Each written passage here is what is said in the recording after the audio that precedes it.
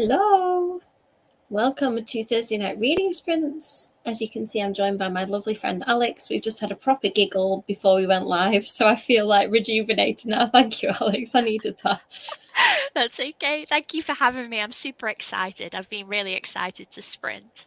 Oh, it's lovely. I think the sprinting is kind of magic, like really good at for focus, isn't it? And then to be able to chat to your pals in between, it's just lovely. Yeah, there's nothing quite like it. No, I don't write like it on any other night. I feel like I should sprint every night, but I don't have the sort of mental energy for it because I do end up going to bed pretty wired after a sprint because it just makes me really giddy and happy. So I just ran during the thing. I don't even know what to call it. Intro, I guess. Oh look, I wish I had a little doggy to stroke. Jealous. Oh, here he is. Oh, Hi. He doesn't have a clue what's going on. no, he doesn't. What's You're famous. You're on the internet now, buddy. That's it. Cute. Oh. That looks like the best behaved dog I've ever seen. Is this what you're kind of normally given, like calm, cuddly? He's pretty good at home, although he is an apple thief. We have an apple tree in the back garden, and he keeps bringing them in and crunching them in here. So he's not quite as innocent as he looks. Oh, I mean, but he was kind to a cat today on our walk. He didn't bark at a cat, which I thought was very good. Yeah, that's quite restrained, isn't it? I know. I don't know what's going on with him. I have to talk to the vet. Sweet and chilled. That's lovely. So are you writing tonight? I assume you're writing. Oh, so tonight I'm actually editing. I'm doing final edits for my upcoming book, Ministry of Mischief, aka Imp World. So the book that was Imp World that is now called Ministry of Mischief, repackaged by Simon & Schuster. I'm going to be working on the final edits. You guys... So I've seen our cover, I've seen our illustrations for Inside by Nick Illich, who is the illustrator, and they are amazing. So I'm very excited.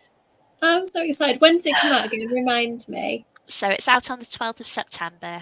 It'll pinch. Oh, sorry, excuse me.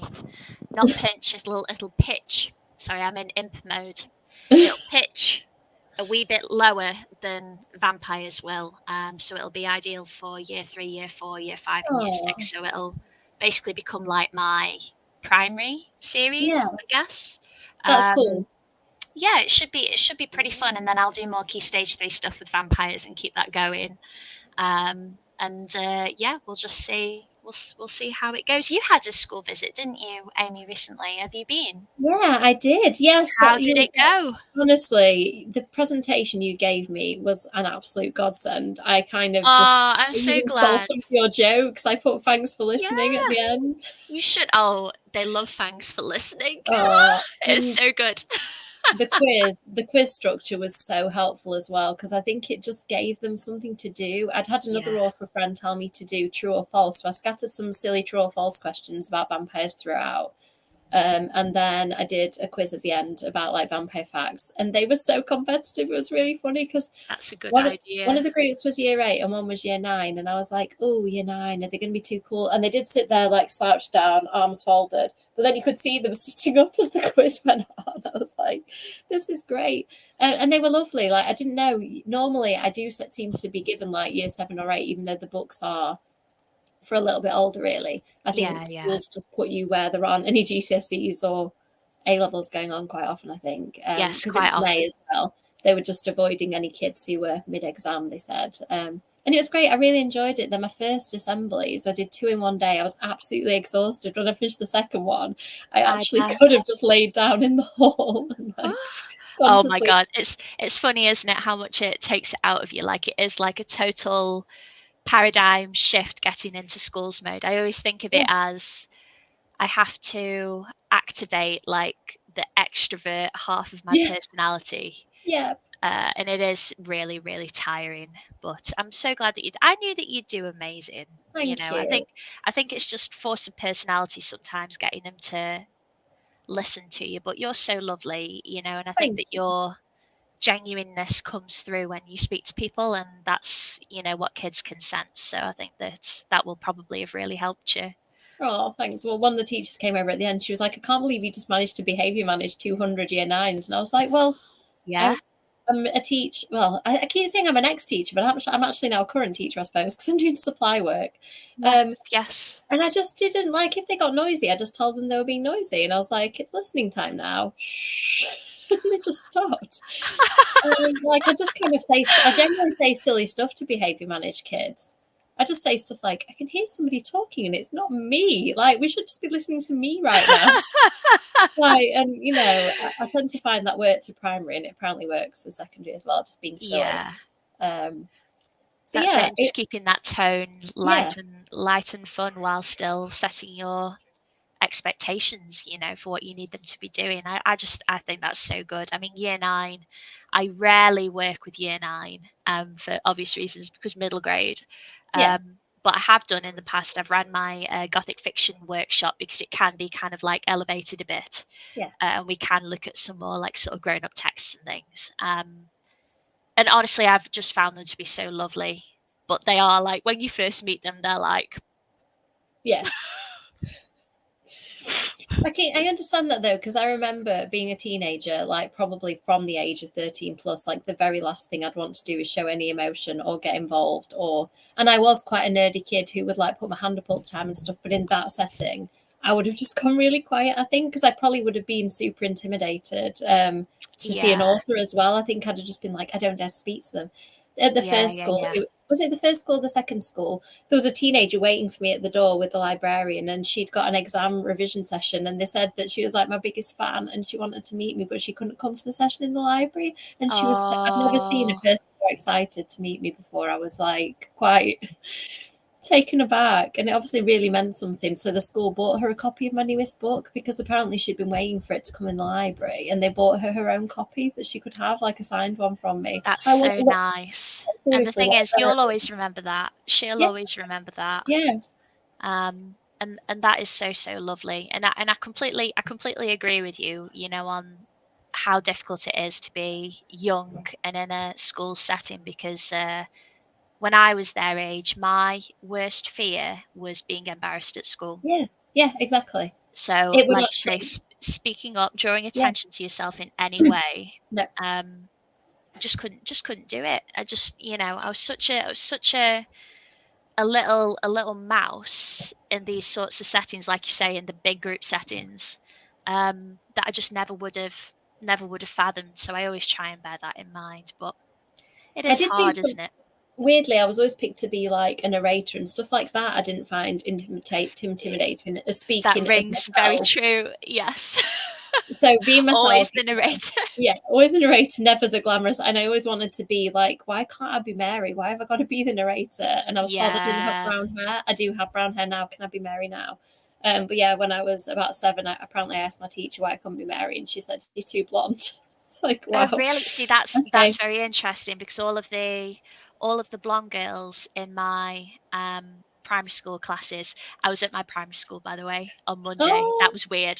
That was really weird. But that's a different thing. They they all got to be stars and angels, and I was shepherd number 2. So, you know, I think being blonde when you're little is usually a good way to sort of get the get those really good roles, you know, apart from Mary, obviously. No, that was the coveted. I always wanted to be Mary. I was an angel or a star, like you say, because I was blonde until I was about 8, and then they realised I could public speak, so I was the narrator from then on out until my teenage years, when I gave up on doing anything like that. Yes, yeah. I never did anything in high school. I was way too shy to go through. As soon as you had to audition and couldn't just be picked automatically, I was like, no. Yeah. I don't want that pressure. The introverted authors of the room. And then I don't know, and then I ended up doing events and stuff. Like I did Comic-Con not long after doing the school, was it, or not long before? Anyway, within a few days of doing the school, I was at Comic-Con, and I did at one point sit there and think, like, life is ridiculous. You know, I was quite shy when I was a teen, and then to be on a stage in front of people talking to a microphone would have been hell back then. Yeah. And now I get nervous, but I do enjoy it now. Yeah, and so many people want to hear what you have to say and want to hear your take on things, and that's so lovely. but I don't know about you, but I still have a moment where the crowd are coming in and you feel like, gosh, what if I can't do this? What if I suddenly can't speak? Yeah. Oh, I know. I did think that when the kids came in, I was like, what if they actually don't listen to me? What do I do? Like, if there's a I have riot that every and time. I'm just And standing there. I must be approaching 100 schools by now. I must be. Really? Wow, Alex, that's amazing. And I still feel like, what if I can't? But it's always been fine. My real moment of panic was the Simon and Schuster showcase thing a couple of months ago, when I was showing the Imps and Ministry of Mischief to grown-ups for the first time, and that was like, oh my Was that god. virtual? Was that in real life? It was in real life, and I was last. Oh, And people like Zora Nabi, Annabelle Stedman, Nazima Pathan, who has her beautiful new book coming out this August, her debut. wow. All of these amazing authors talking, and then I was right at the end, and I was waiting, and they'd taken me out into the corridor like before I would go on, and I felt like I was just like, I'm going to pee my pants in front of everybody. It was honestly so nerve-wracking. I Why are we stood so there and my quiet? knees were shaking. My knees were going like a pair of bongos, like do do do do do do do do inside my trousers, you know. Oh Oh, man, I yeah, bet it you were was. brill. And did you just get into it and it was fine? I decided to approach it like I would do my schools thing. So I think you just put yourself in a mindset where you're more comfortable. And it was absolutely fine. But there was a moment where I thought to myself, you know, either you can pull your big girl pants up and be okay, or it's going to be really bad. So you have to decide, Alex, what you're going to do, you know. So yeah, somehow I managed to find the power within myself, and then went very tired after. I only spoke for about 10 minutes, and then It's I was hard talking knackered for the about. rest of the day. Was that your first time talking about the new books? Because I find every time I have a Yes. new book come out, I'm like, oh God, how do I talk about this book? And there's always Yes. some interview where I have to completely panic and realize that I don't know the blurb of my book and have to learn Yeah. it. How to explain. I've had a terrible time trying to explain Ministry of Mischief, because it's like, where do you begin? Maybe with the giant mushroom in the middle of the mountain. That's where all the imps are born from. And then you know, it's like a mountain kingdom housed in a giant cavern with backwards flowing waterfalls, and the imps are all these little creatures that all have their individual jobs. Like, I could talk for ages, but you can see people like zoning out, and you just think, I need a way to make this snappier. It's hard, really hard. It's world building and giving them enough that they understand it and then propelling them into the plot and the characters, isn't it? Yes, Tricky. it's tough. It is really Oh. tricky. How what will you be working on today? So you're editing. I'm Yes. writing, so Oh, freelance writing, so not my own stuff. And then I've got a few random little tasks that I need to do. So I'll probably do random tasks. And also, I don't know whether you're a big anime reader, but I'm rereading this. I oh had. my days. Have you read Blackbird? I haven't. I was just looking at the beautiful cover. It's very sexy. Well, I say it's very sexy. I don't know whether I think I read them all. At the minute, there's lots of longing, and as you can see from the cover, licking. Oh my days. Oh my Um, goodness me. Let me see if I can find my current read as well while you're doing that. yeah, Oh my gosh, that does look really, really good. I love a bit of manga. it's this really Anime quirky manga. paranormal romance. A girl is being targeted by demons, and she's like chosen. And if she doesn't choose a husband, basically the other demons are going to eat her. So she's got to.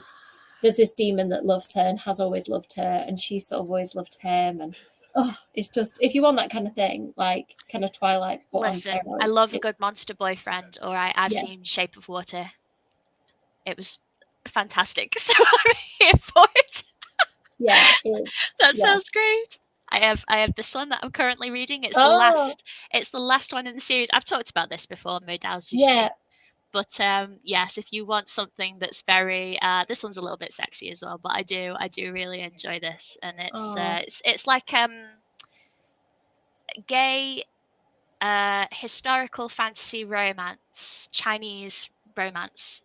And it's very, very good. So I do recommend that series. But I'm on book 5 and it's a little bit spicy, which, you know, for someone like me, I'm like, my eyebrows go up. You know, if there's kissing in a YA, I'm like, you're kissing. The middle grade author in you becomes all indignant a bit kissing. Yeah, this one, there's some like, really I weird. look away. I'd forgotten the dream. There's like dream sequences where the main girl, who is very young, is topless, and I was like, did I just forget about this? I think the first time I read it, I probably was just like, ugh, and then now I'm outraged on her behalf. But you've erased it from your memory. I think sometimes there's that sort of questionable content, isn't there, in some manga and things like that. Yeah, sometimes and I probably read this. I mean, when would I have read it? In my early 20s, maybe as well. And I think I had a slightly different mindset then, where I don't think I would have questioned stuff like that as much. I still would have seen it and gone ick, but I wouldn't have probably thought about why it was ick. But now I have the full range of emotions about that, so I'm enjoying it. But there is some weird stuff in there as well. Yes, I get that. I think you know, some stuff that I used to enjoy when I was young hasn't aged very well. Yeah, and it's just knowing, isn't it, and just kind of bearing that in mind, I guess. It seeing is. it with different eyes now. Yeah, I know. So I'm really enjoying it. But yeah, it's definitely worth mentioning that there is some stuff that will make you raise your eyebrows. Let's see what the people in the comments are doing. Sharon! Hi, Sharon. Hello, Sharon. Oh, this sounds good. We've already gone too far. That's a good title for our anthology. I love that. That sounds wicked. Excellent. Oh, such a cute yes, Mac, he's sleeping here now. He's like a log. Come on, Kirsty. We're all doing it. Let's all get our heads down and do some good writing. Hi. Good. Hello. Good afternoon, good evening, wherever we are. Yeah. Thank you, Kirsty. I'm super excited. Thank you, Sharon. You know, I still think of it as Imp World. It's kind of like Imp World slash Min-Miss, Ministry of Mischief, Min-Miss in my head, which has kind of reconciled me a little bit more with SNS changing the title. But I cannot wait for you to see the cover because it does look really good. Yay. I'm so excited. I just love the illustrations in your other ones. So I'm really looking forward to this one. I'm very excited. They are really, really wicked. The Housemaid is meant to be really good. Are you enjoying it, Nadim? I have it on my Kindle, but have not read it yet. That's the story of my life, basically. I have it on my Kindle, haven't read it. Hi. Hello. Paul. Hello. Yeah, I mean, I think there's a certain personality type that's always the narrator, like the reliable kid who will hold the production together. Who knows everybody's lines. And apparently my mum says that I used to, like, if somebody didn't get on stage, I would be like directing them as well. I'd be like narrating my bit and then being like, and so walks onto the stage. So yeah, I think there's definitely a reason that it's really weird. Kids open the door and all of a sudden my lighting has changed and I've gone a bit slow and skippy and I'm like, oh, I'm all lit up and I'm all slow. I'm sure your audio is still absolutely fine. Oh, don't good. worry. Just gone a bit slow. Opening the door just messed up my internet. That's so weird. Oh, I mean, aside from it's quite a leap. What version of the nativity was that? I did. Sorry, that's just tickled me. One year we did a nativity play called Humph the Camel, and I think all the parents were really confused when the kids went home and was like, "I'm camel number 3," and they were like, "What nativity are you doing?" And then, oh my gosh! So it's 5 to 8 in the evening here. I'm not sure where you are, Nadim. I'm sure you've told me before, and I've forgotten. Oh, thanks, Paula, on it, answering stuff for me and my slow internet. Paula. If you see any weird stuff flashing in front of the screen, we've bought a new car seat for Nathan, and I think Kevin's just about to like figure it out and put the pieces together. So if you see weird items appearing, that's what is happening in our house tonight. So yeah, I'm going to do some writing on my freelance stuff. So let's pop the timer on, and we will see you in 40 minutes. See you in a minute. Good luck.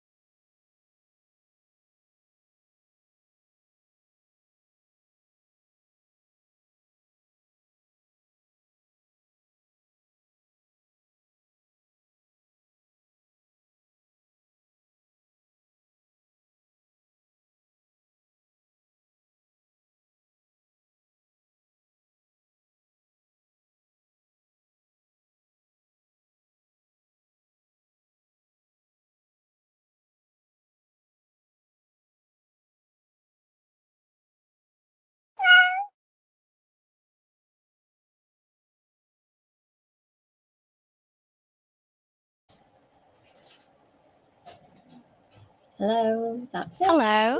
First sprint done. How did you Hey. get on? Well, the cat didn't make me jump because I Oh, was good. ready for it. Ha ha ha. I actually was for once. I had 4 seconds of notice where I went, oh God, put the laptop down. Get ready for the cat. Brace yourself. Oh my god. So I've managed to edit. I'm on page 38 now, which is excellent. So How many pages is it? I can tell you that. Hang on one moment. Let's go down. It's 307 pages long because we've got lots of pictures. Yeah. So Are the pictures in there at this point then? Is this the typeset version? yes, so everything's kind of as it is, and I'm just looking through and just making final changes to the text. So I've done all of the illustrations, and now it's just getting that done. So mega exciting. How did you get on? Good. I was a bit distracted because my friend started messaging me, and of course I then got into a bit of a text conversation, and then Yeah. I was chatting to Kev a bit, laughing at him disassembling the car seats because they've got these covers on that need washing, so he had to painstakingly peel cover off, and I was just like, oh my god, I'm glad he's doing that job and not me.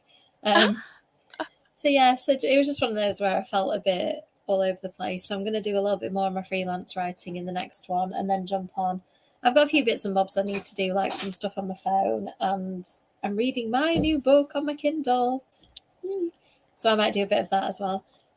Because my edits, I don't know whether I told you, my edits are due in the next week or two, and I haven't read it since last October, so I thought I'd better read it. That's so exciting. I won't remember what it's about. Stage is really I'm feeling really, really nervous. But looking back over everything, I feel like actually it's pretty good. It's a bit weird, but it's the quality is of the there aren't too many mistakes in it, but it is a weird story, so we'll see how it goes. I love weird. I can't seem to get away from weird. I do occasionally think, should I try and be more sensible and I don't know, commercial rather than quirky and strange? And I just can't seem to do anything but quirky and strange, so I'm kind of just leaning into it at this point. That's it. Just become even more quirky and strange. And I think I am doing this. I'm getting older. Yeah, I'm turning 40 this year, Alex. So I think I'm getting to that era of my life of giving no craps about what anybody thinks. So I love that. I feel like I'm getting there slowly. I'm mostly just at the stage where everything hurts. After the primary school on Monday, my old primary school. I don't know if I've told you about this before, but I have a chronic shoulder thing. That's aggravated by bending down. Oh no. So hunching like this, hello children, can I help you? And all of a sudden it's so I am feeling like I would like some of the benefits of getting older, not just the drawbacks. Have you ever had physio? Because I had a really bad shoulder problem where my shoulder clicked. In fact, it still is doing it again now. I probably need physio again, but it clicked every time I moved it, and over a few days it would build up and become quite painful, almost like I needed to click it, but it also really hurt when I did it. And I had physio, and they kind of straightened me out. So depending on what kind of problem it is, there might be something. And they gave me exercises to strengthen it too. So there may be something. I've been prescribed exercises. I've been told basically that it's shoulder impingement. It's something to do with the muscles. It's like an inflammation thing, and I do feel that. But if I remember to stretch, then that definitely helps. And I have an ibuprofen gel and this weird cape thing that makes me look like something off of Star Trek. But it's like a hot thing. Yeah, it makes me look like an alien villain, and then I wander around the house in it, glaring at Trace and Mac. So amazing. I've been doing yoga as well, and it's kind of annoying how good it makes me feel, because I was like, I really, I sometimes have 2 hours a day to myself where I'm right, I need to do some work. But I've been starting it with yoga, so I always resent the yoga because I'm I should be working, but I'm doing you instead. And actually, then I feel really good after I do it, and I feel all limber. And what sort of yoga do you do? Do you know, is it is it like a movie yoga or a static yoga? I don't really know which form it is. It kind of feels quite traditional. She does sun salutation style, where you do your forward fold and yeah. You can do a Sphinx Cobra. I'm remembering the move slowly.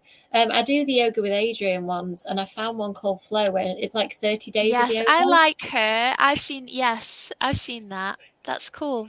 Yeah, so I haven't done it over 30 days. I really wanted to, and I just haven't managed to do it every day. I really try, but it's hard when you're busy, isn't it? Yeah, I'll probably manage it in about 40 or 50 days. Not too bad. And I found it's made such a difference. Like, it really has. Like, I don't really? feel, Just to the way that you feel? yeah, I don't feel as joint achy and stuff as I was doing. And Yeah, like you said, maybe I I think should look into it. our job involves us sitting like this all day as well, doesn't it? And typing. Yeah, And then, like, yeah. it's I just am like constantly correct. full gremlin, you know.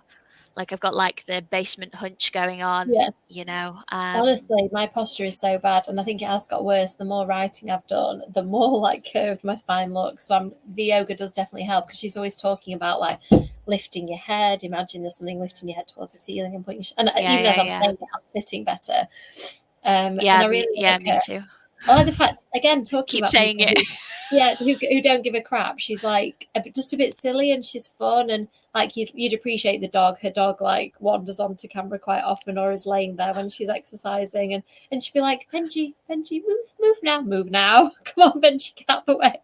And the dog's really cute. It's just a really nice vibe, and they're about 20 minutes long, which I can't cope with exercising for much longer than that. I get too bored. Yeah. I get that. That sounds like maybe something I should look into. I mean, I've dabbled with yoga. Maybe try one of the 30-day ones. This one's got quite hard, quite fast. And today we were doing a thing where she was like saying, right, you're supposed to be really balanced. You were sort of in a plank and then lifted one leg up. And I was like, oh, balanced. And she's there perfectly still on the screen. And I look like I'm on a ship, like trying to get into position. So I think it has my God, slightly beyond my capability. But the nice thing with yoga is I feel like you can kind of make it like I can't touch my toes. She's touching her toes on the screen. I'm touching like my shins or something. So I feel like with yoga you can kind of easy it. You adapt it to you, don't you? Yeah. See, that's one thing that put me off doing like an actual class. Like before now, I have done a class. It was me and Tris, and Tris is very, very good because he will get in position and then not move, which is what this lady expected. When I tell you that this woman touched me so intimately. She was a very beautiful lady, but she was a complete stranger and was like adjusting me in my positions and stuff, and then was like, don't move. And I was worried that like my neck was going to lock and that I would just be like just stuck like this forever. When I do yoga all the time, like there was one today that we were doing, I think it was cat cow, and I was supposed to be going like curve my spine and then curve it back the other way. And I was doing like a little kind of hip shimmy at the same time, and it felt really nice. And she always says stuff like, if it feels nice, just kind of doing it. I was like, yeah, I'm just going to do these weird shimmy versions of it. So, I like that. I like to just move like back and forth where I feel like I'm stretching myself gently. And I think that there is a version of yoga that is that. Yeah, possibly. I think you can find it on YouTube, but maybe I'll give it a go. Yeah, about half an hour away from us, there's a hot yoga studio, and I love that, but it's just too inconvenient to get there. And it's a monthly subscription, so if you don't use it, it's really expensive. And they did all the different specific. I didn't realize how many types of yoga there were until I did it. And then one of them we picked by mistake was this really fast fitness yoga, and Kev loved it, and I was just too slow. I couldn't keep up, and of course it's hot in there as well. So I'm like, I just wanted to stay still in a position because it was really hot, and it was like, no, move faster. And my days. Oh my God. I mean, I've heard of people doing like yoga in like steam rooms and saunas and things, you know.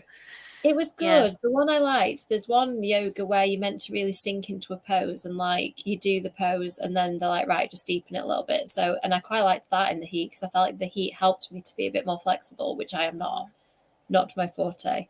But yeah, I recommend it. I think it does help with the writer's bod. It kind of opens you up a bit and reminds you. That's my tip of the day, everyone. Do yoga between your desk job. Let's see what the people in the comments are doing in between my ramblings. Hello, that sounds so productive. Reward yourself to tidy with reading. I do the same thing. Oh, that's exciting. Yes, Han. You're braver than me. I even cringe like reading my books aloud that like finished, can't do anything about them now. I find it weird reading that to kids. I do that quite regularly. I hate it. Because you'll be reading it and you're like, oh man, I could have worded that sentence differently. No, let it go. And then you read the next one, you go, oh man, I could, and it's just, it's really hard. The critical brain kicks in at the wrong moment when you're meant to be being expressive. And plus, all my characters have got weird accents. I didn't realize, I don't do them. But as I'm reading it, I'm like saying Jared with his Hawaiian tinged accent. And I'm like, I just sound like I'm from Yorkshire, which I am. And I'm not going to attempt New Orleans or Hawaiian accents in front of 200 13-year-olds. Can you imagine? I don't even know where to start with a Hawaiian accent. I'm trying to like imagine The Rock's voice, and I don't. Yeah, I was just trying to think that as well. I mean, I think voices are so hard. Like playing Dungeons and Dragons, I have like 3 voices that I use on rotation as a DM. Can we hear any of them, Alex? And they're all awful. I will give you a taste of my favorite voice. It sounds a little bit like this. And this is the voice that I use for all the gnomes in D&D. Oh, that's so cute. I can imagine you as a little gnome. Of which there are several in the city of Waterdeep. So this is the voice that I use. You're welcome. That's so cute. That's made me feel very happy, Alex. Thank you. If I feel like really sad one day, can I just message you and ask you to be a gnome, please? Yes. Oh, don't worry, Amy. We'll all be okay. Don't worry. One of gnome hugs. I will give you a tiny little gnome hug. Oh dear.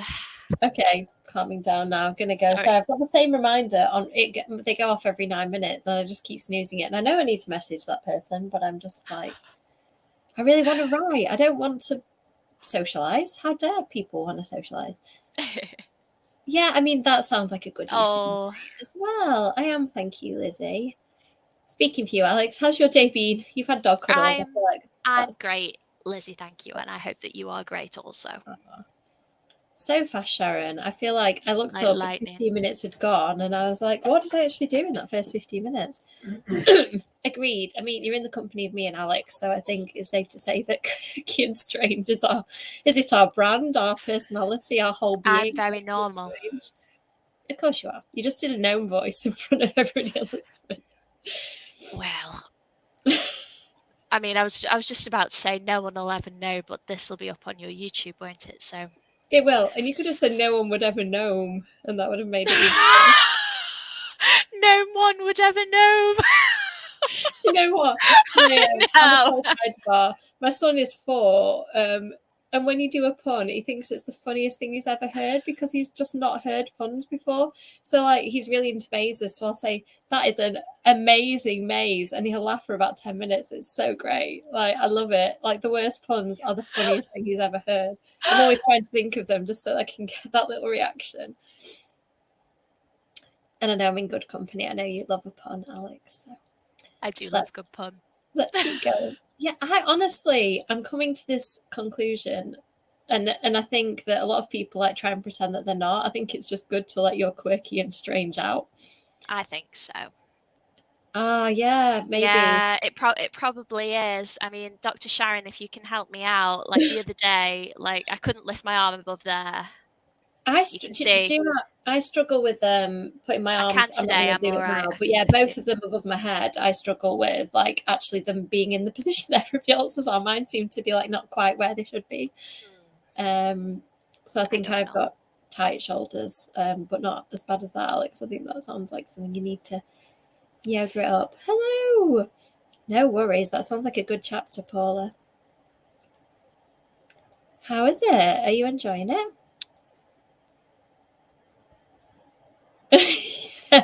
Yeah, Vampire Willow is handsy. Yeah, that's pretty funny. I remember that. Yeah, the title is good. I haven't heard of it. I think I have heard of it when Paula said she was reading it, but I don't think I've heard of it apart from in that context. Okay, I think I need to go and do something sensible, like some writing. I'm going to do a little bit more freelance work and then do some of my odd jobs. Do you feel like you have a lot of odd jobs sometimes, Alex? Like with being an author, is it just me? Because I feel like I've got sort of random side admin jobs to do all the time. Yeah. All the emails. I mean, my inbox is filling up just because I've got a couple of weeks where I've got quite a lot of schools because it's coming up to the end of the year, so everyone's spending the last of their budgets. And I just feel like I'm just constantly just talking to librarians. So I'm in heaven. Yeah, I mean, I was going to say, I do need to write my book. I had a lovely email from a Sheffield librarian that I'd met at an event and kind of forgotten all about it. And she'd said she'd like me to do an event in person. And this happens quite a lot. I meet people and then you kind of never hear from them. And she actually did get in touch. And I tried to like undercut my own price. Apparently I told her my daily price and I told her a price on the email. And she was like, no, you said more before. I'll pay you the more price. So I was like, oh, I was trying to cut you a local librarian deal, but pay me the more price. I'm quite happy with that. That's so nice. That's happened to me as well, actually. I had a call from a librarian who was like, we will pay you more than what you're asking for. Oh, which was very, very nice. Yeah, I have been told off by my agent before for not charging enough. So it's hard, isn't it? Because I kind of think of what I've earned in jobs in the past, because now obviously I'm a bit more freelancy. It's not quite as clear cut what I earn every day. But like my supply teaching, for example, I think is about £150 a day. So I always think of my author stuff in terms of that. But I know authors generally charge a lot more. So I try and make myself charge more, but it feels uncomfortable because I know how little money schools have. But at the same time, you've got to value. The Society of Authors says that you should charge, is it £300 to £400 a day? I think is there maybe 400. It might be now. I think that sounds about right. I mean, my thing is always kind of not undermining other authors' prices. Yeah. But typically what I will do is quote them the amount and then give them a discount so that they feel like they are, having something a bit special. Even if I do a free visit, I will always invoice and be like, this is what I should have cost. Oh, that's a good idea, just so actually. you know. Yeah, I did that for local school recently and I didn't do that. I just did a little writing workshop at my local primary school. I'm sure they know how well, they said they've never great had you are. Thank you, but they said they never had an author in because it cost too much, and I was like, Yeah, it is hard, especially for these tiny little schools. It is really, really tough, and I've got every sympathy. And I think now, everything is so difficult. We had a plumber in for an hour fixing the tap on the bath, and he charged more than it costs to hire me for the day in a school. And well, that's what we've got to remember, that when we're trying to undercut our own prices, that the cost of living is so high, isn't it? That we've got to move with the times and make sure that we actually can still afford to pay all the stuff we need to pay, because writing books isn't necessarily the only form of income, is it? It certainly isn't. I mean, if it was, I'd be in trouble. Yes, same. But, I hope anyway that I am worth it, because I mean, leading 4 to 5 big sessions and then all of the extra bits, all of the signing, all of the random book chat, all of the like visiting the little ones and careers chat for the older ones and this, that and the other. I come home and I know that I'm a chatterbox here with you guys, but I can talk in my normal voice. But when you are projecting to a room, I come home and my chest is burning and my tongue is swollen and my shoulder is gone, and I slither into the bath. And then there was this one time when I got stuck in the bath and Mac went like, Lassie, when someone's fallen down the well, he went and got Tris because I could not leave him out of the bath because of the school visit that I did. So, I mean, it's a lot. 1,000% effort. I've been wrestling with how many sessions to do in a day. A school, I ended up having to cancel actually because I was ill, and they've never got in touch with me to rearrange. But they'd given me like a full schedule for the full day, and it was like every minute. They will if you don't. Yeah. I know, and I've now learned that I set the schedule for the day, because you do need to, go to the toilet and eat something in between. Of course, you do. And not do 6 or 7 hours worth of stuff in the day. See, that's just that is way too much. I usually say for me that I will do 2 big uns in the morning where I'm leading it, and 2 big uns in the afternoon. Yeah. But even that for me is pushing it a wee bit, especially if if I've spent my lunch break in the library and have been talking constantly. So the best schools will give you a cup of tea when you walk in. We'll give you a dark room to sit in at lunchtime if you need it. And typically I will have 20 minutes in there and then take 20 minutes lunch with the kids, and that's all right. So it's just getting used to it. But my goodness, I've had some schools that have I've thought, you are gonna squeeze me and work me to the bone. And I kind of get it. They want as many children to benefit as possible, don't they? Which is why I've started saying that I tend to do like a big assembly, which I say tend to do. In theory, I'm planning to do. If I do a day in a school, I'll do a big assembly so as many kids as possible get to see me. And then I'll do a few workshops for the actual targeted ones that you want me to lead in something. That's fabulous. And I think that's a great way to do it as well, because then everyone gets your introduction, everyone gets to know you. And then beyond that, it's like that, you know, that more like sort of small group conversation, which is nice. And it goes, and it's more chatty. Yeah. And it tends to be either a reward for some kids, or I did one fairly recently that was like a boost for some kids who are working below expectations for writing. And then I've done the opposite, where I've done like for really high attainers in writing who they just thought it might be really inspiring because that's the kind of thing that they want to do. So, and it's really lovely. I enjoy the workshops. I've done a lot more of them. I've done 2 assemblies now, thanks to you. Thanks for helping me. No, not at all. No, you've got it, Amy. You gave me the amazing. I knew that I could stand up in front of kids and talk, but I didn't know the mechanics of it until I saw yours. I was like, oh, this is what you say to children for 40 minutes. Yeah, I didn't know what I was doing until I watched other authors on the Great North Author Tour, and that was really, really something. And then James Nichol decided to throw some serious shade at me in front of 200 year 7s when I was a baby author and first starting out. Yes, I'll tell you that story one day. God, I love him, but I was determined to destroy him after that. And I learned a lot on that, actually, with Drake the Bookshop and Richard and Mel and everybody. I love Drake. They took me around. I need to go back so I can go and hang out with Han. Well, I know. I've been in talks with Drake, so this year is aimed at younger kids' books, but hopefully for the future, I'd love to do it. It sounds really fun, especially because I'll have a slightly older child myself by then. Oh, glad you're enjoying it, Paula. Oh, House of Hades. Oh, is it? Sorry, I thought you were telling me the answer to that. Excellent. So it's the Heroes Olympus one. I was like that with my artwork, yeah. Oh, second book. I'm loving it. Excellent. Oh, I love it when people find like a common bookish interest. Have you read any of the newer Rick Riordan ones, Alex? I've only read the Percy Jackson. I don't think I've even read all of those. Yeah, when I went through my Percy Jackson phase, I did the same thing. It was the summer holidays. I was reading them once. I was reading them for research because I was teaching year 5 at the time, but I did just also want to read all the Percy Jackson books, and I don't think I quite finished.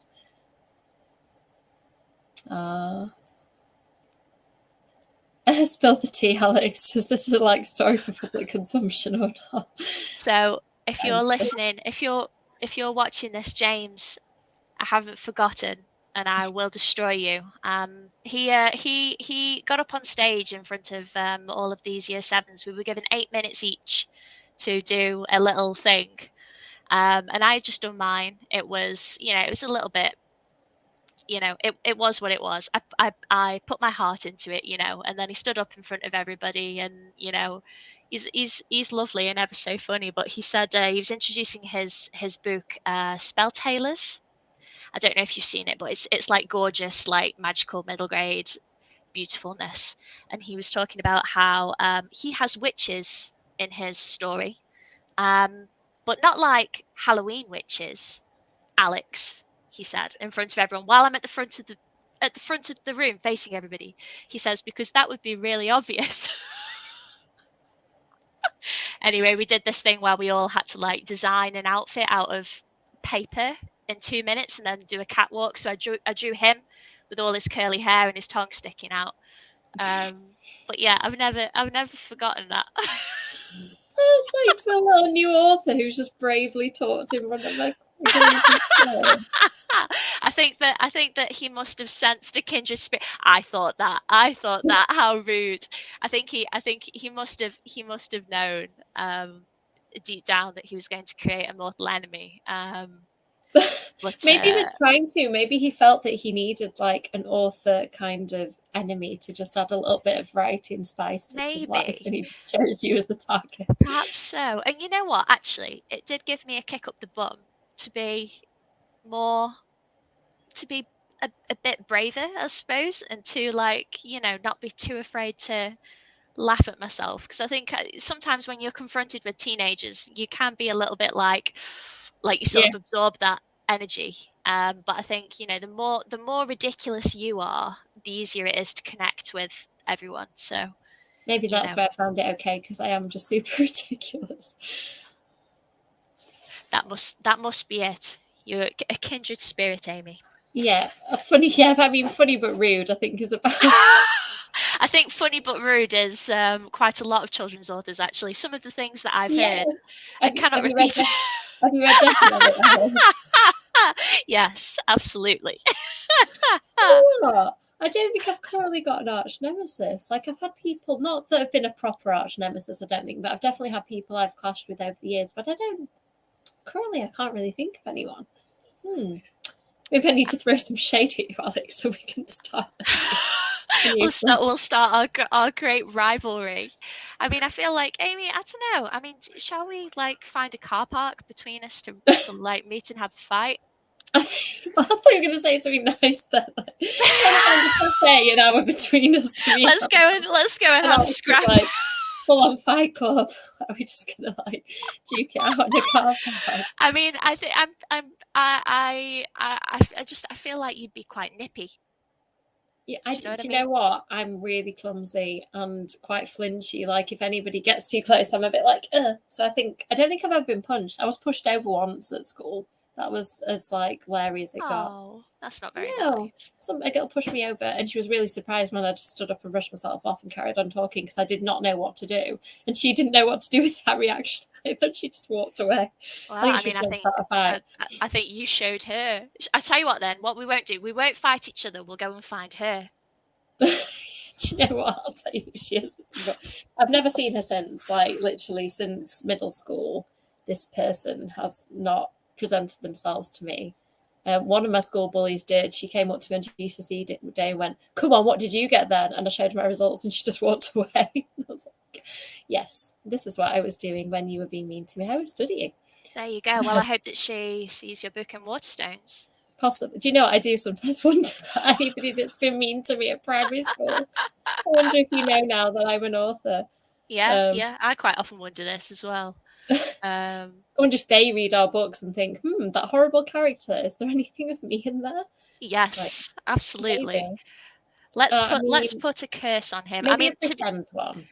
I think he has like anti-curse things hidden in his beautiful hair, so I don't think it's going to work. Paperbacks at dawn, me and Alex just repeatedly hitting each other with our books. We both have like 4 books. Can I use like a George R. R. Martin book or something instead of my hair? You know what? Rules for Vampires in the US, it came out in hardback first, so I'm bringing that just so you know. Yeah, amazing. I don't have a hardback yet. I'm scared. Oh, the Fight Club. That would be the worst Fight Club ever. Can you imagine a group of authors throwing us into a room and going fight? We'd all just be like, "Oh, anyone wants a cup of tea and a laptop to write on?" Oh my god! Yeah, I think it would be the best and worst Fight Club that you would ever see, because we'd all just be really awkward introverts. I'm trying to think of an author that would be good in a Fight Club. No, like, I can't think of any. If you had to pick someone, like, I mean, talking of George R. R. Martin, you know, like champion style, an author who you would choose to fight on your behalf. I don't know. I'm gonna have to think about that during the next sprint, I think. How about you? Is an author sprung to mind too? Yes, immediately. Who sprang to your mind? Beth Walker. I don't know Beth. Hamsters, Ollie Brown, god of hamsters. I think she'd just be really bizarre. I think she'd just like do a little dance and then like just like karate chop you in the throat while you're confused, you know? That sounds amazing. I need to think about this. I don't know. Like, I've got lots of author friends who are quite tough. Like, I'm not at least the least bit tough. I think that almost any of my author friends would be better than me. The pen is mightier than the sword. Yeah, I mean, I've seen both of them talk, and they're both pretty cool. I'm not sure how good they'd be in a fight, synonym brawl, pun off. Can I bring my thesaurus? Do you think C.S. Anderson would win? I mean, probably, to be fair. Although George R. R. Martin's beard's impressive, I feel like there could be some weapons hidden in He that could have beard. like hidden razor blades in there, or like nunchucks or something. Can you imagine him just coming out of the phone? Nunchucks. On that note, we're not going to beat that mental image. Let's do another sprint. 40 minutes. Alex is yawning. Let's all watch Alex fall asleep. I'm not. I'm laughing. It's you lot. It's you lot. Right. I'm doing some work now, you guys. It's normally like, I feel like Ashley normally adds to the kind of comedic value, but I think tonight I've done plenty of giggling, which is lovely. We're Exactly what we channeling all Ashley. need. Yeah. Yeah, I mean, everybody's voting for Samson. George R. R. Martin needs to, like, if he's listening, I'm sure he's listening to us, you know. Maybe his rep is being damaged. Yeah, I know. Okay, let's do a sprint and hope that George R. R. Martin doesn't come and get us and want to start a fight. Okay, see you all soon. Bye.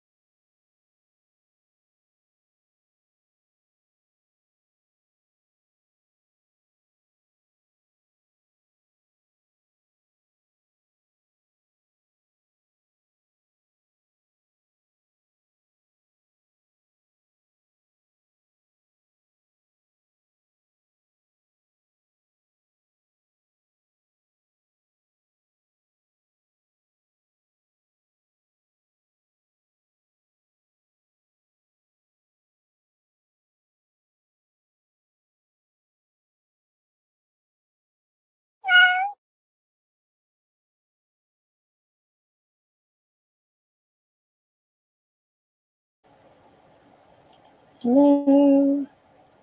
Oh, How did it go? yeah, we've done all right. We're now on page 63. Whoa, you're racing through it, Alex. Like Progress. nearly a third of the way through, and by Yeah, my not bad. mathematical, And by that my is like mathematical Act skills. 1 wrapped up. Yeah, that's great. So is that now you done with this book, that bit of it, or do you think I there's think still more? so.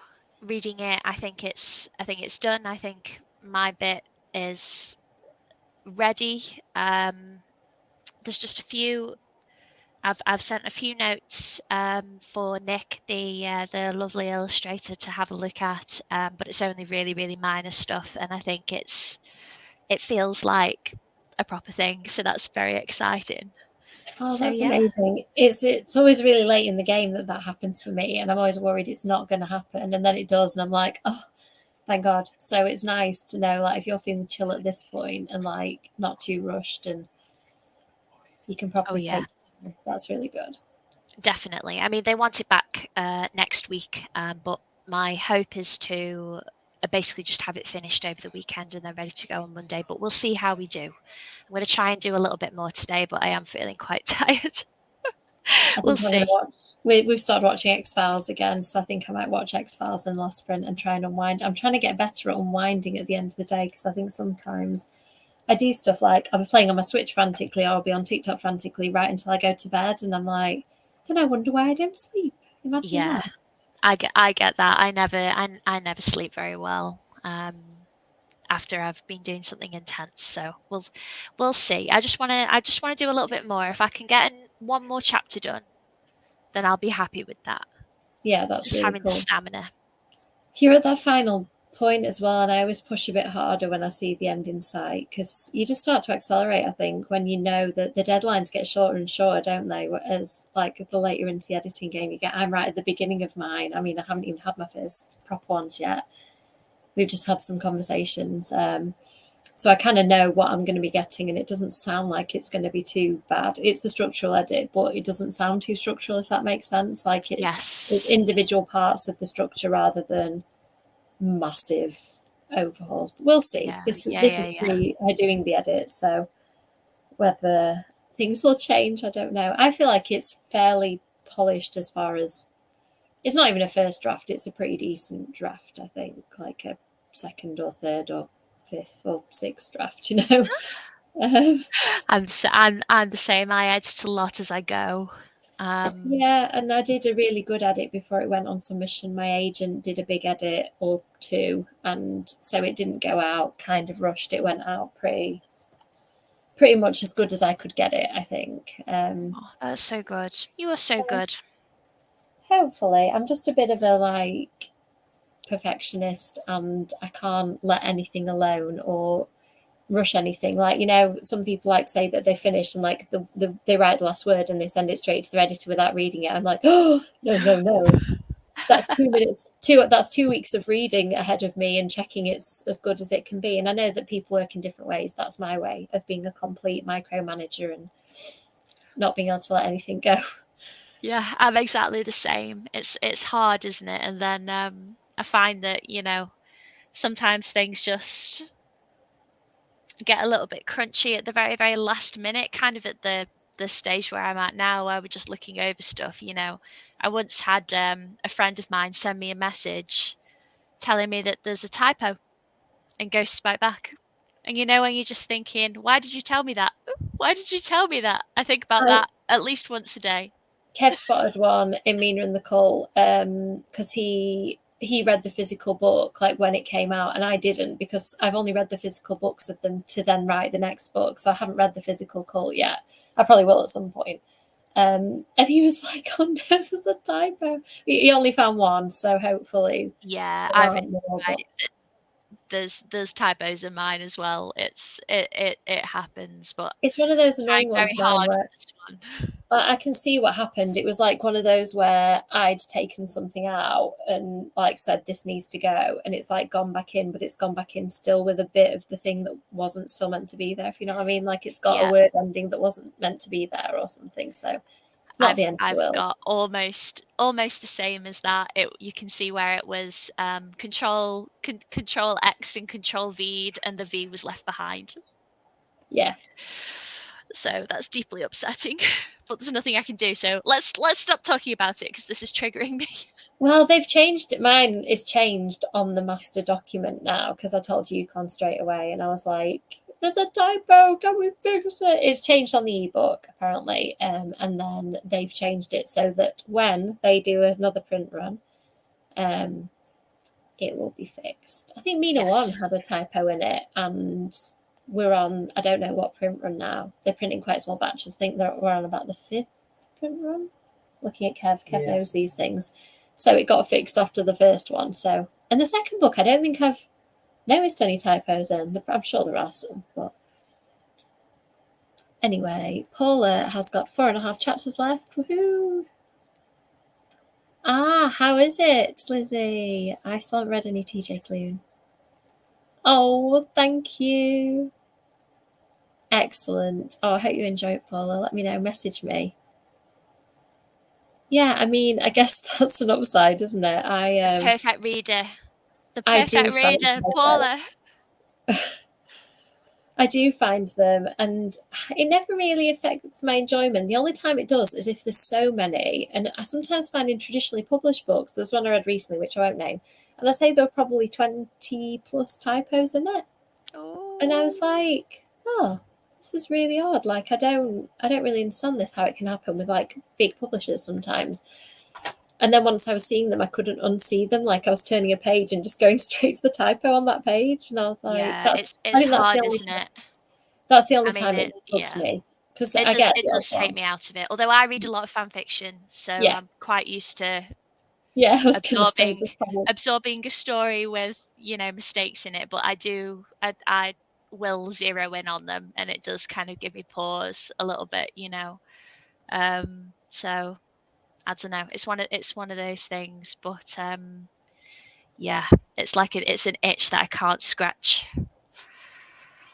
I definitely am the typo oriented type, and I was typing on my phone earlier, and it's so funny how whenever I try to tell anybody I'm going to be a few mins late, which is often, I have a small child, it always tries to correct it to Mina. So I quite often tell people I'm going to be a few Mina late.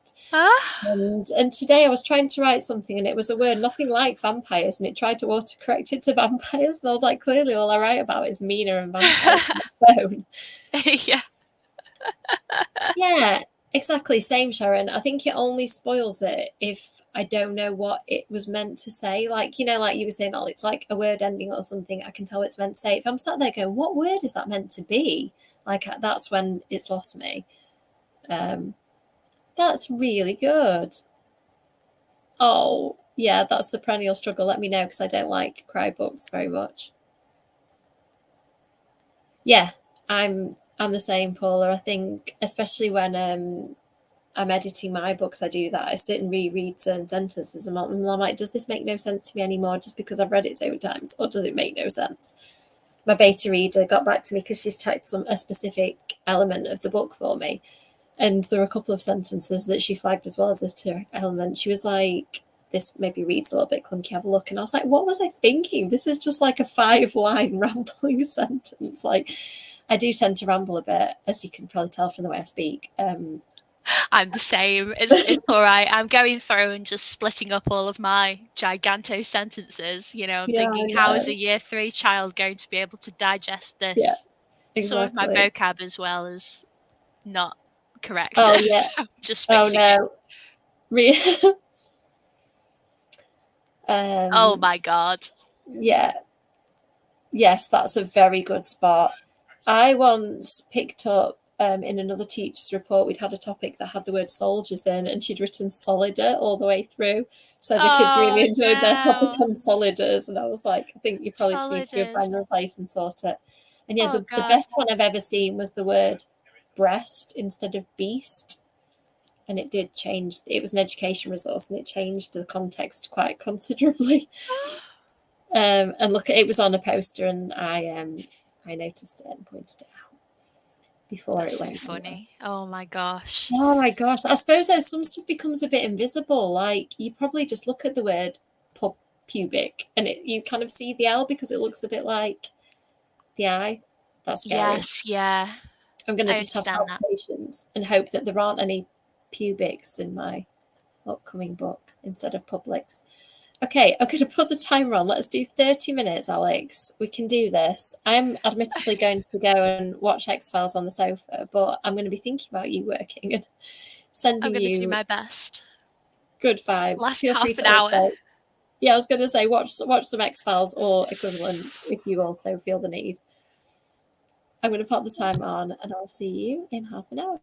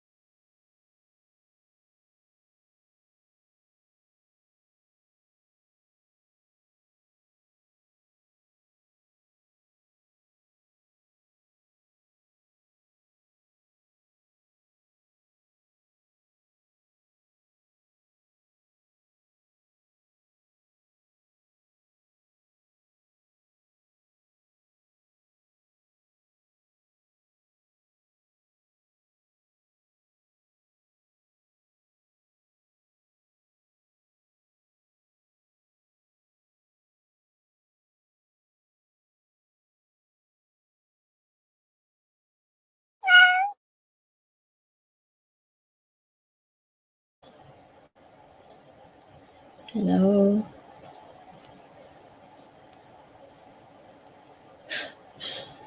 You alright? Can't hear Alex. I hope everybody had a good last sprint. Let's let Alex get sorted. Tech malfunction. I had a good sprint. I watched the X-Files, and it was an interesting one, actually. It's about cloning in human genes. So I didn't understand a lot of it. Hello, we got you back. Hello. Sorry about that. Are you alright? No, I'm here. Yeah, I was just talking about the X-Files. It's quite a cool one about genes and cloning and stuff like that. So, perfect like head-scratching content for just when you're about to go to sleep. But yes, nothing like a bit of existential dread. I know, God. So yeah, extraterrestrial dread as well, being the talking Mulder and Scully. Yep. So how did you get on? Did you manage to edit for the whole thing? Yeah, so I'm on page 90 now. Whoa, you did so well. We are rocketing forward. I just keep chipping away at it. Yeah, that's really good. Yeah, I mean, if I've managed this much today, if I can do the same tomorrow. Oh, actually, no, I'm DMing tomorrow night, so I might have to kind of leave it there and then do it over the weekend. I could do another third of it on Saturday and then another third on Sunday, perhaps. Yeah. Have you got a school tomorrow? No. I'll just be shirking work to do Dungeons and Dragons things. But it needs to be done. It's Waterdeep Dragon Heist, so it needs preparing properly because stuff is happening. So you have got to have hobbies outside of writing, because what I'm finding about the freelance life is that it can take over your whole life if you're not careful, because it's not a 9 till 5, is it, that you switch off at the end of the day? And I'm still writing all in evenings just because, like today, I didn't have any writing time, so the evening was my writing time because I was on childcare, although I did a little bit this morning, but I had a Zoom with a friend, so that took precedence today, just a little catch up. Yeah, that's so lovely though. It's nice to have a balance, isn't it? Yeah, you've got to. So I'm figuring that out, like how to like carve my day up into actually having some time to myself. And I just keep taking on new stuff to do. Like I need to just stop. But they're all things I want to do, like little side projects. And I think side hustles are important when you're writing, as we said before. So just got too many of them at the moment. Yes. Let's see what the people in the comments are doing, and then we can call it night because it's late. Nice one. Hey. Excellent. That sounds lovely. Oh, lovely to see you as well, Sharon. Yeah, I mean... absolutely. Yeah. Paula, she keeps sending me like D&D memes and things, and they're very much appreciated. Oh, Paula's good at finding little... I always get cute, like, animal or kid hilarity from Paula as well. Yeah. I like Meme queen. Right, thank you, Alex. That's been lovely. I very much needed a bit of like silly, chilled, giggly adult time. We've had a lovely time, and it was so good. Thank you ever so much. I really appreciate it. Oh, thank you, everybody. Thanks, everyone in the comments. Thanks, Alex. Yawn, say it all. I'm going to bed too. Night, everybody. Bye, everyone. Goodbye.